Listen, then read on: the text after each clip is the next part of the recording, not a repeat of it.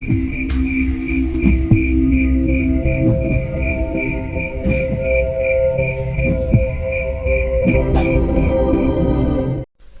Bukit Sempu terpencil di lereng pegunungan, dikelilingi hutan lebat yang menjulang seperti tembok hijau. Kabut tipis sering menggantung di udara, membuat sinar matahari tampak redup, seolah dunia luar terpisah dari kampung ini. Rumah-rumah kayu berdiri sederhana, atapnya dari daun rumbia, berjejer di sepanjang jalan tanah yang berkelok. Di ujung barat kampung, alas yang disebut alas gelap membentang, tempat yang jarang disentuh warga karena cerita-cerita lama tentang roh penutup jalan dan suara-suara tak wajar di malam hari. Belakangan cuaca di Bukit Sempu terasa ganjil. Tanah tetap lembab meski hujan tak turun selama berminggu-minggu. Embun muncul tidak hanya di pagi hari, tetapi juga di sore menjelang maghrib, membasahi daun pisang hingga mengkilap. Padi di sawah menguning lebih cepat dari musim biasa, seolah waktu berlari tanpa izin. Ayam-ayam kampung mulai bertelur di tempat aneh, di bawah kolong rumah, di sela akar pohon, bahkan di tumpukan kayu bakar. Warga mengangguk pelan, menyebutnya musim ganjil dalam tanda kutip. Tapi tak ada yang mempersoalkannya terlalu dalam. Di kampung ini, hal-hal kecil sering dibiarkan mengalir, seperti air parit yang keruh namun tetap mengalir. Joko, seorang petani muda berusia 30 tahun, tinggal sendiri di rumah bambu di ujung kampung, tak jauh dari batas alas gelap. 2 tahun lalu, istrinya, Sumi, meninggal karena demam yang tak kunjung reda, meninggalkan luka yang masih terasa di hati Joko. Ia dikenal sebagai pekerja keras, bangun sebelum fajar untuk menyiangi kebun singkong dan mencari rumput untuk kambing. Wajahnya yang coklat dibakar matahari selalu menyunggingkan senyum ramah. Tapi matanya menyimpan skeptisisme terhadap cerita-cerita gaib yang sering dibicarakan warga. Kalau hantu beneran ada, kenapa nggak mampir minjem garam? Katanya suatu kali di gardu ronda, membuat yang lain tertawa. Namun Joko bukan orang yang menutup mata pada keanehan.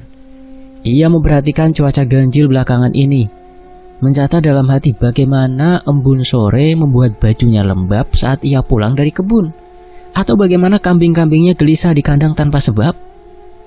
Sore itu, matahari jingga keemasan mulai tenggelam di balik bukit, dan angin dingin bertiup dari arah alas gelap. Joko sedang menuang dedak ke palung kambing di belakang rumahnya, ketika mendengar suara ranting patah dari arah hutan. Ia menoleh. Tangannya masih memegang ember, dan matanya mengerjap mencoba menembus kabut tipis yang mulai turun. Di batas hutan, seorang lelaki berdiri tinggi dan kurus, mengenakan baju lurik usang yang warnanya pudar, celana panjang gombrang coklat samar, dan ransel kain tenun yang tampak berat di pundaknya. Tongkat kayu di tangannya menopang langkahnya yang pelan. Wajahnya bersih, tanpa janggut atau kumis, dan matanya memancarkan keteduhan aneh, seolah menyimpan rahasia yang tak bisa diucap. Joko meletakkan ember, menyekat tangan ke celana, dan melangkah mendekat dengan hati-hati. "Nuwun sewu," sapa lelaki itu, suaranya dalam namun tenang, seperti air sungai yang mengalir pelan. "Saya nyasar kayaknya. Tadi ikut jalan tanah dari arah barat, ketemu jalan setapak, kok terus sampai di sini?" Joko mengerutkan kening. "Dari barat itu alas gelap loh mas, hutan lebat. Gak ada jalan tembus ke kampung ini setahu saya." "Heran," kata Joko. Ia menatap lelaki itu, mencoba membaca niat di balik wajahnya yang tenang. Lelaki itu hanya tersenyum kecil, tak menunjukkan kegelisahan. "Mungkin saya salah lihat arah," katanya ringan, seolah keanehan itu tak berarti. "Nama saya Wiranto. Maaf merepotkan." Joko mengangguk pelan, mencoba menahan rasa curiga yang mulai menggelitik. Wiranto tidak tampak mengancam, bahkan ada sesuatu dalam sorot matanya yang membuat Joko enggan bertanya lebih jauh, seperti ketenangan yang menular. "Kalau belum punya tempat, bisa singgah dulu di langgar kampung," kata Joko. "Ada sarung, tikar pandan, dan juga sumur buat bersih-bersih badan. Sama nanti juga dianterin sama warga minuman." Ya, walaupun hanya teh tawar hangat. Saya Joko, tinggal di kampung sini. Walah, matur nuwun Mas Joko, jawab Wiranto. Mengangguk sopan, tangannya merapat di depan dada seperti orang Jawa tua yang menjaga tata cara. Joko mengantar ke langgar, sebuah bangunan kayu sederhana di tengah kampung yang biasa digunakan untuk sholat berjamaah 5 waktu atau menampung tamu. Beberapa warga yang sedang duduk di beranda rumah memandang sekilas, hanya mengangguk dingin, mengira Wiranto adalah saudara jauh seseorang. Di Bukit Sempu, orang asing jarang datang, dan warga lebih suka diam daripada bertanya. Biar mereka yang datang cerita sendiri, begitu kata Pak Mulyo, kepala dusun suatu kali. Joko meninggalkan Wiranto di langgar, mengangguk sekilas lalu kembali ke rumahnya dengan pikiran yang mulai berputar. Siapa lelaki itu? Dari mana asalnya? Dan kenapa ia muncul dari alas peteng, tempat yang bahkan tukang kayu paling nekat pun enggan mendekati? Malam itu Joko duduk di teras rumahnya, menatap langit yang kini diselimuti awan tipis. Suara jangkrik terdengar lebih keras dari biasanya, seperti paduan suara yang tak kenal lelah.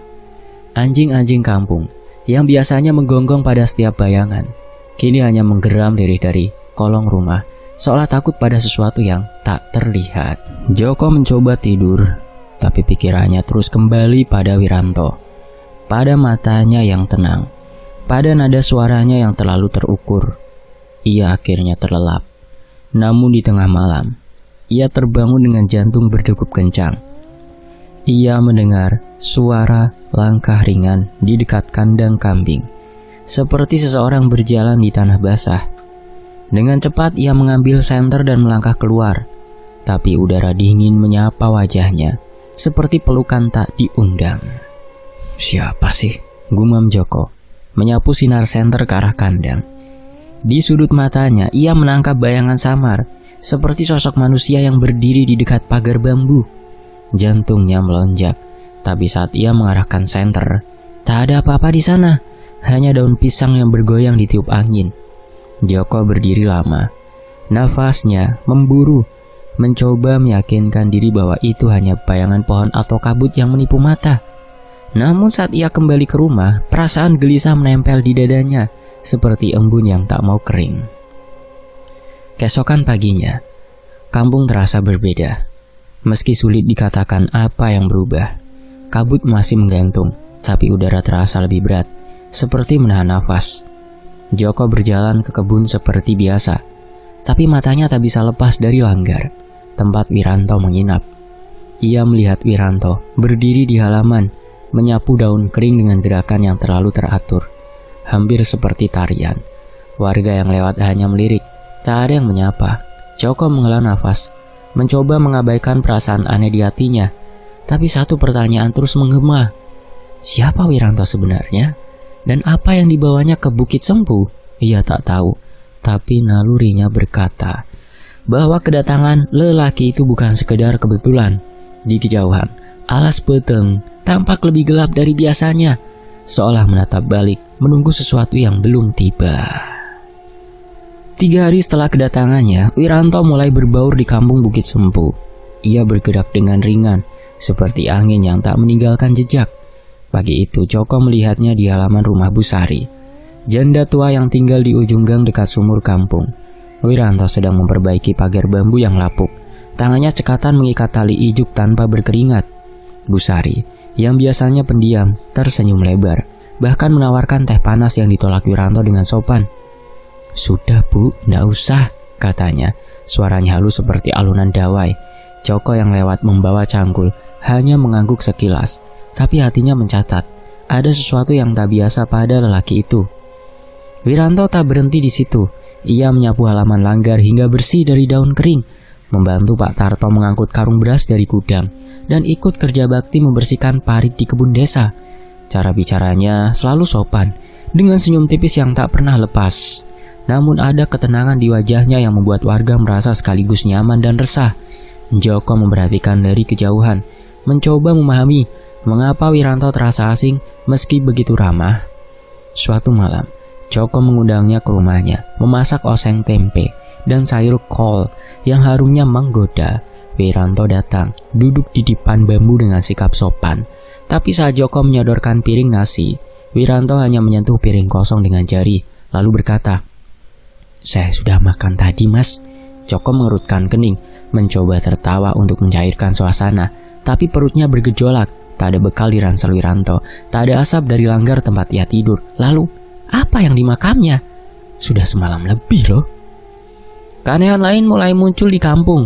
Padi di sawah Pak Mulyo yang tadinya lambat tumbuh mendadak subur. Batangnya hijau mengkilap seolah disiram air ajaib. Kolam kosong milik Pak Tarto yang selama bertahun-tahun hanya berisi lumpur, kini penuh ikan lele besar. Padahal tak ada yang menebar benih. Mbok Jum, tetangga Joko yang sudah sebulan terbaring karena rematik, tiba-tiba bisa berjalan lagi meski masih pincang. Warga berbisik tentang hadirnya berkah. Tapi Joko tak begitu yakin. Bersamaan dengan keajaiban kecil itu, hal-hal aneh mulai mengusik ketenangan. Anak-anak yang bermain hingga larut melapor melihat bayangan pucat di ujung jalan kampung dekat pohon waru besar. Kayak orang tapi kabur, kata mereka, matanya lebar ketakutan.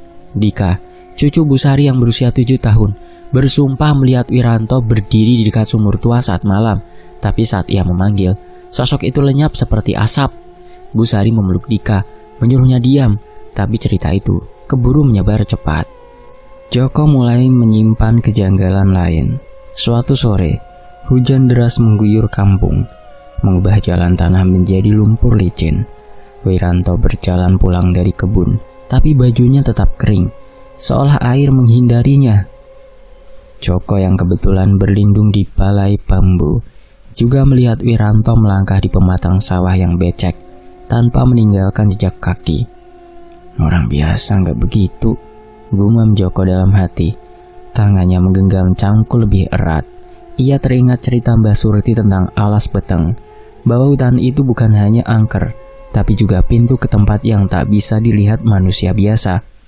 Tapi Joko menepis pikiran itu, memilih mencari jawaban dengan logika. Malam itu, di gardu ronda, Joko duduk bersama Pak Mulyo dan beberapa warga.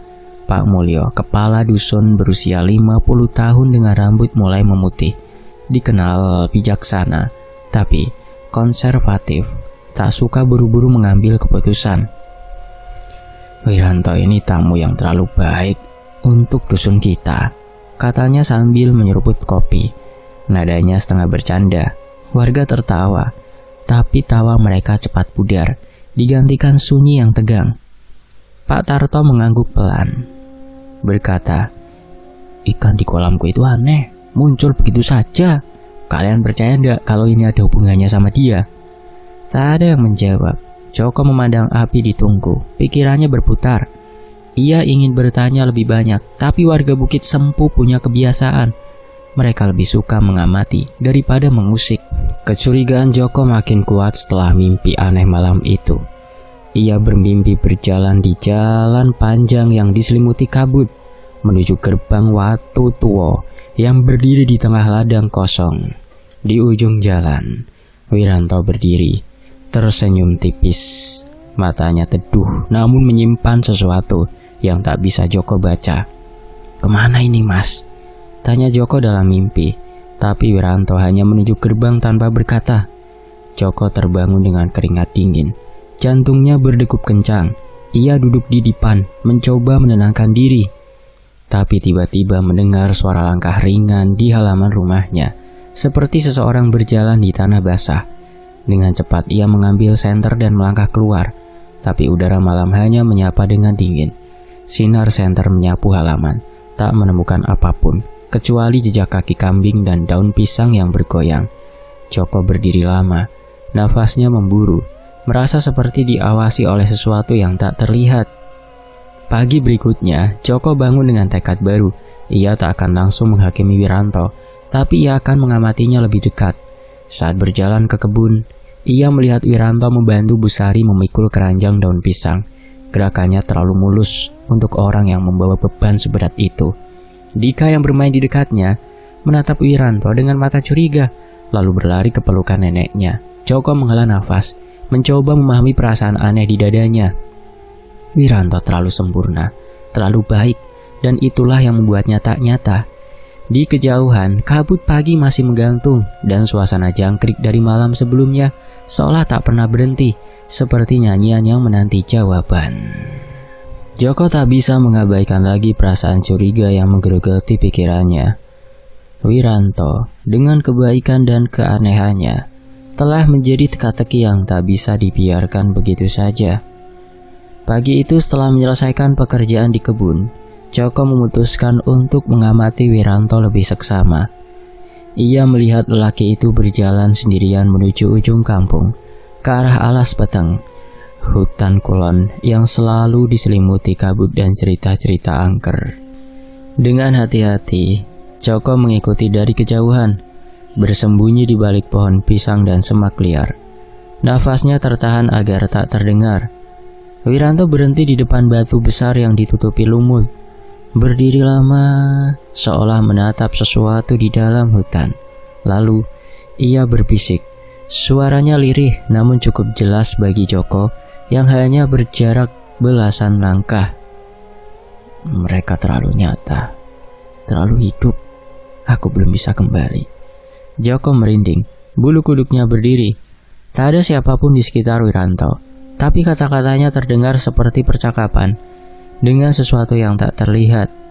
Wiranto menghela nafas, lalu berbalik, membuat Joko buru-buru menunduk agar tak ketahuan. Kecurigaan Joko bertambah ketika warga mulai melaporkan keanehan yang lebih sering. Bok Jum, tetangganya, bersumpah mendengar suara langkah kaki di atap rumahnya tengah malam, seolah dari arah barat, dekat Alas Peteng. Kayak orang jalan pelan, tapi pas aku kucek, gak ada apa-apa, katanya dengan wajah pucat. Pak Tarto yang kolamnya kini penuh ikan mengaku melihat sosok kabur menyerupai Wiranto berdiri di tepi jurang dekat kebunnya. Lenyap begitu ia mendekat. Anak-anak kampung yang kini dilarang bermain hingga larut berbisik tentang bayangan pucat di dekat sumur tua, tempat Dika pernah melihat Wiranto menghilang. Joko mencoba tetap logis, tapi hatinya mulai goyah. Ia teringat mimpinya tentang gerbang batu dan Wiranto, dan kini bisikan di alas gelap itu membuatnya tak bisa tidur nyenyak. Pak Mulyo, kepala kampung yang biasanya tenang, mulai gelisah. Di gardu ronda, ia mengumpulkan beberapa warga, termasuk Joko, untuk membahas keadaan. Kita nggak bisa pura-pura nggak lihat, katanya. Suaranya berat. Wiranto baik, tapi kejadian aneh ini mulai kelewatan. Ia memutuskan untuk memanggil Mbah Surti, sesepuh kampung yang dikenal sebagai orang pintar. Mbah Surti perempuan tua dengan rambut perak dan tatapan tajam, tinggal di rumah kecil di pinggir kampung. Ia jarang berbicara, tapi setiap katanya selalu didengar. Ketika Pak Mulyo dan Joko datang ke rumahnya, Mbah Surti sedang duduk di beranda, mengelus jenggot kucing hitam yang setia menemaninya. Aku sudah duga, katanya dengan suara serak, seolah membaca pikiran mereka. Alas Peteng bukan sembarang alas. Itu batas antara dunia kita dan tempat yang tidak bisa disentuh manusia biasa. Mbah Surti mengundang mereka masuk, lalu menutup pintu kayu yang berderit. Di dalam, udara terasa berat, bercampur aroma kemenyan yang selalu menyala di sudut ruangan. Ia menatap Joko dan Pak Mulyo dengan mata yang seolah menembus jiwa. Orang seperti Wiranto gak datang tanpa alasan, katanya. Dia bukan manusia biasa. Mungkin dari tempat tanpa waktu, tanpa rasa. Aku perlu melihat lebih dalam. Malam itu mereka mengadakan ritual kecil di ruang tengah rumah Mbah Surti. Sebuah tampa berisi air kelapa muda diletakkannya di lantai, dikelilingi bunga 7 rupa dan asap kemenyan yang mengepul tipis. Joko duduk di samping Pak Mulyo. Tangannya berkeringat meski udara dingin. Mbah Surti menggumamkan doa dalam bahasa Jawa kuno. Matanya terpejam. Tangannya gemetar memegang tasbih kayu. Tiba-tiba, udara terasa lebih berat, seperti ada beban tak terlihat menekan dada. Mbah Surti membuka mata. Wajahnya tampak lebih tua. Matanya basah. Aku melihat tempat itu, bisiknya. Dunia abu-abu, hampa. Tidak ada siang, tidak ada malam. Mereka yang tinggal di sana tidak kenal gembira, tidak kenal sedih. Ya, Wiranto dari sana. Dia datang karena penasaran, ingin tahu rasa yang tidak pernah dia punya di alam itu. Joko menelan ludah. Jantungnya berdegup kencang. Pak Mulyo memandang lantai. Tangannya menggenggam lutut. Apa artinya ini, Mbah? Tanya Pak Mulyo. Suaranya lirih. Mbah Surti menggeleng pelan. Dia tidak jahat, tapi kehadirannya mengusik batas. Kalau dia terlalu lama di sini, dunia kita bisa tercampur dengan dunianya. Saat itu Joko merasa bulu kuduknya berdiri. Ia menoleh ke jendela kayu yang sedikit terbuka, dan di sana, di halaman rumah Mbah Surti, Wiranto berdiri diam. Wajahnya tak lagi hanya teduh. Ada kesedihan yang dalam, seperti seseorang yang kehilangan sesuatu yang tak pernah dimilikinya. Matanya menatap mereka, tapi tak ada kemarahan, hanya keheningan. Joko ingin bersuara, tapi Pak Mulyo menggenggam tangan lengannya, menggeleng pelan. Wiranto berdiri sebentar, lalu berbalik, melangkah ke kegelapan tanpa suara, lenyap di balik kabut yang menggantung. Mbah Surti menutup mata lagi, nafasnya berat. Dia tahu kita melihatnya, katanya, tapi dia tidak akan lari. Belum. Joko pulang ke rumahnya dengan kepala penuh tanya. Langit malam terasa lebih pekat, dan lolongan anjing dari arah alas peteng terdengar panjang, seperti tangisan. Ia duduk di beranda, memandang langgar tempat Wiranto tinggal, tapi tak ada lampu di sana. Pikirannya berputar. Jika Wiranto benar bukan manusia, mengapa ia begitu baik? Apa yang dicarinya di Bukit Sempu? Joko merasa takut, tapi juga penasaran. Seperti ada dorongan untuk mencari tahu lebih banyak.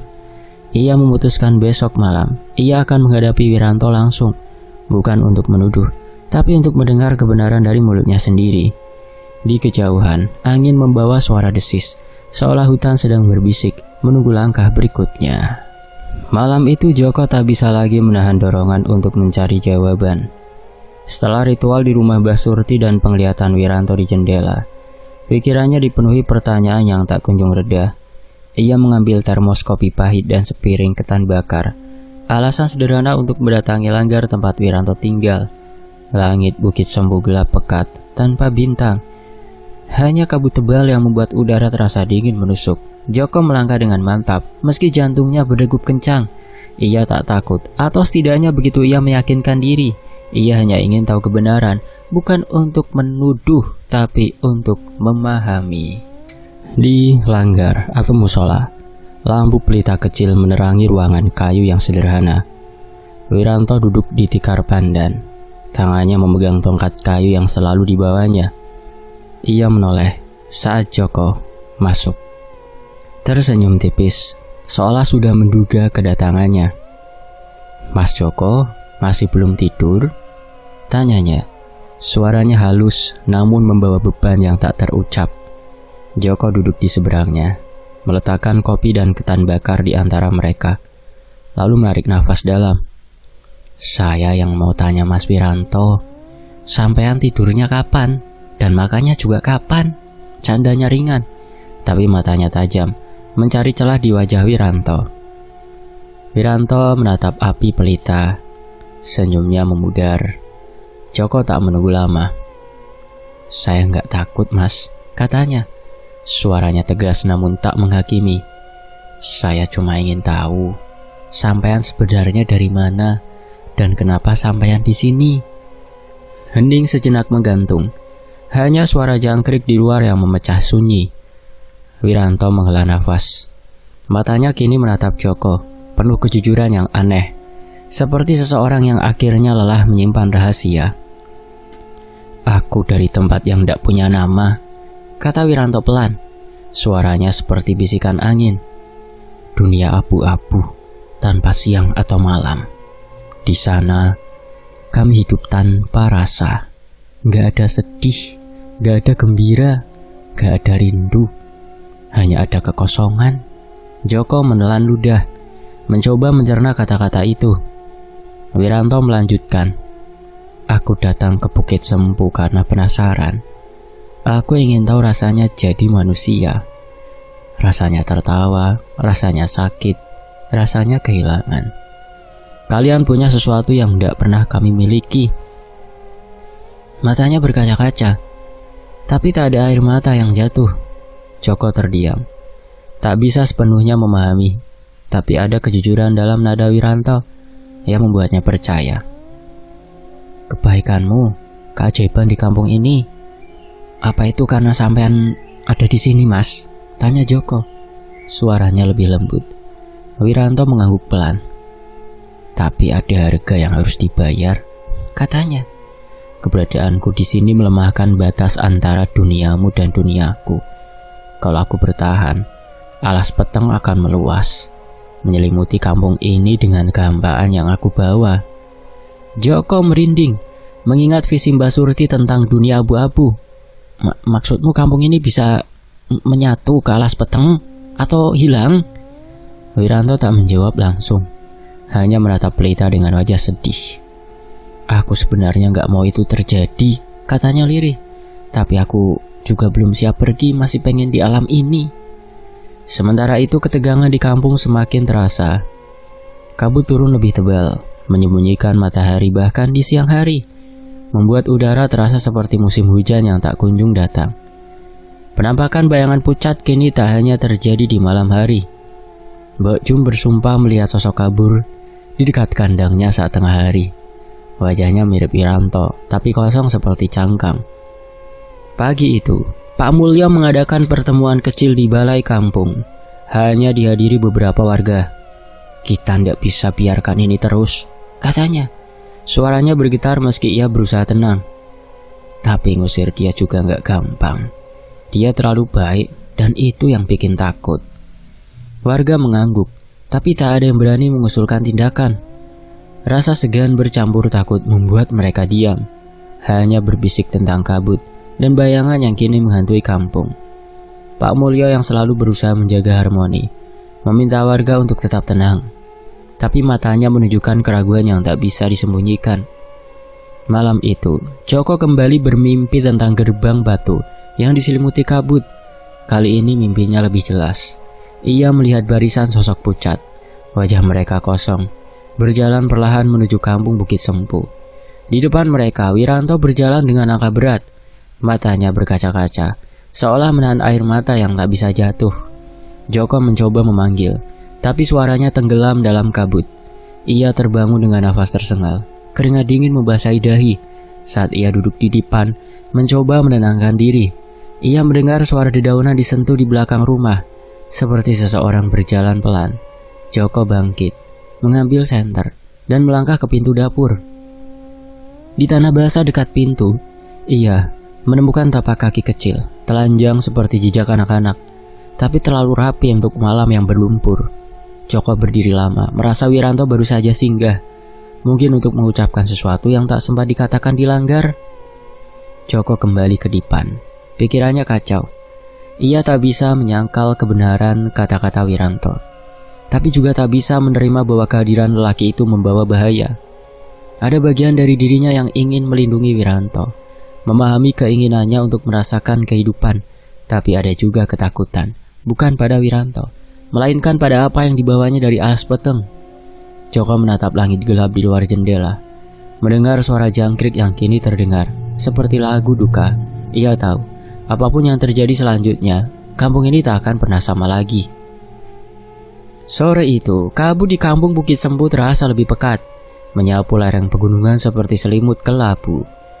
Wiranto muncul di depan rumah Pak Mulyo. Langkahnya pelan namun pasti. Pak Mulyo yang sedang merokok di beranda menatapnya dengan mata lelah.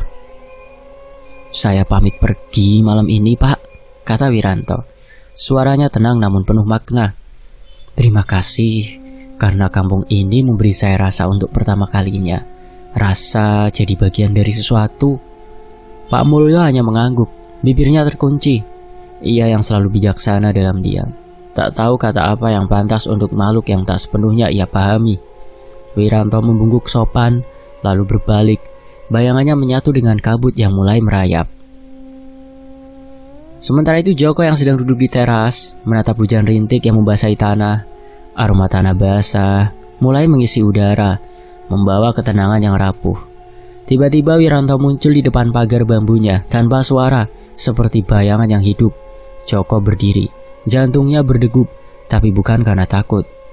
"Mas Joko," kata Wiranto, senyumnya lembut. "Terima kasih sudah memperlakukan saya seperti manusia." Joko melangkah mendekat, tangannya berat. "Kalau kamu pergi, Pergi kemana? Ke alammu, tanyanya, suaranya serak. Wiranto menatap ke alas peteng, matanya sayu. Ke tempat, ke alam tanpa lapar, tanpa rasa, juga tanpa rindu, jawabnya. Perlahan lenyap dalam kabut tebal yang menyelimuti batas hudan. Joko berdiri lama, menatap kegelapan, merasa ada lubang kecil di hatinya, kehilangan yang tak bisa ia jelaskan. Malam itu, kampung berubah, kabut yang selama ini menyesakkan mulai menipis, seolah dilepaskan dari cengkraman tak terlihat. Suara burung hutan yang lama menghilang kembali terdengar samar dari pepohonan. Penampakan bayangan pucat yang menghantui warga di sumur tua, tepi jurang, atau atap rumah berhenti seketika. Anjing-anjing kampung tak lagi menggeram di kolong rumah, melainkan tidur nyenyak. Warga yang selama berminggu terkurung ketakutan menghela nafas lega, meski tak ada yang berani membicarakan kepergian Wiranto secara terbuka. Mereka hanya berbisik, seperti menyimpan rahasia bersama dalam hati. Beberapa hari kemudian, Joko menemukan sesuatu di kebun singkongnya. Di antara semak tumbuh bunga aneh, putih kehijauan, kelopaknya seperti bintang bersusun 5, aromanya samar, campuran kapulaga dan kayu manis. Menenangkan, namun membawa rindu. Joko memetiknya, menyimpannya dalam wadah kaca, dan heran ketika bunga itu tak layu meski hari berganti. Warga yang melihatnya mulai menyebutnya Kembang Wiranto, karena baunya mengingatkan pada kehadiran lelaki misterius itu. Bu Sari yang kini berani membuka pintu rumahnya lagi, mengaku bermimpi tentang Wiranto berdiri di ladang kabut, tersenyum hangat seperti mengucapkan selamat tinggal kepada Dika. Lalu Dika, cucunya, menggambar sosok itu dengan krayon. Wajahnya tak menakutkan, malah penuh kelembutan. Kayak temen, tapi jauh, katanya polos. Joko yang masih merenung mulai memahami apa yang dicari Wiranto. Ia bukan hanya makhluk dari dunia lain, tapi seseorang yang merindukan rasa. Rasa tawa, rasa duka, atau ikatan yang hanya dimiliki manusia. Kebaikan Wiranto, keajaiban yang dibawanya, adalah caranya belajar menjadi bagian dari dunia ini, meski hanya sebentar. Joko duduk di balai bambu, menatap jalan setapak menuju alas peteng, merasa rindu yang rumit, bukan pada teman atau saudara, tapi pada sesuatu yang tak pernah sepenuhnya nyata. Warga Bukit Sempu perlahan kembali ke ritme biasa. Pagi diisi suara cangkul di kebun, siang dengan tawa anak-anak di sumur, malam dengan obrolan di gardu ronda. Tapi ada perubahan kecil yang tak terucapkan. Setiap bulan purnama, seseorang, kadang Bu Sari, kadang Pak Tarto, meletakkan bunga liar di ujung jalan menuju alas peteng. Tak ada doa, tak ada sesajen, hanya bunga yang diletakkan diam-diam, seolah berkata, "Kami ingat kamu." Kabut tak pernah kembali sepekat dulu, dan alas peteng terasa lebih sunyi, seperti menutup pintunya kembali. Kehadiran Wiranto, meski singkat, meninggalkan jejak yang tak bisa dihapus. Warga belajar, tanpa kata, bahwa hidup adalah tentang rasa, sakit, tawa, rindu, dan bahwa bahkan makhluk dari dunia lain pun merindukannya. Joko yang kini lebih sering tersenyum merasa kampungnya telah menjadi lebih dari sekedar tempat tinggal. Ia adalah rumah bagi kenangan, bagi seseorang yang pernah singgah dan pergi, meninggalkan bunga yang tak layu dan rindu yang tak terucap. Di Bukit Sempu, hidup berjalan seperti biasa, tapi di hati setiap warga ada ruang kecil untuk Wiranto, seseorang yang tak pernah sepenuhnya ada, namun tak akan pernah benar-benar hilang. Selesai. Demikianlah sebuah kisah, semoga terhibur. Sampai jumpa di kisah lainnya. Tetap di Fakta Sejarah. Alhamdulillah. Wassalamualaikum.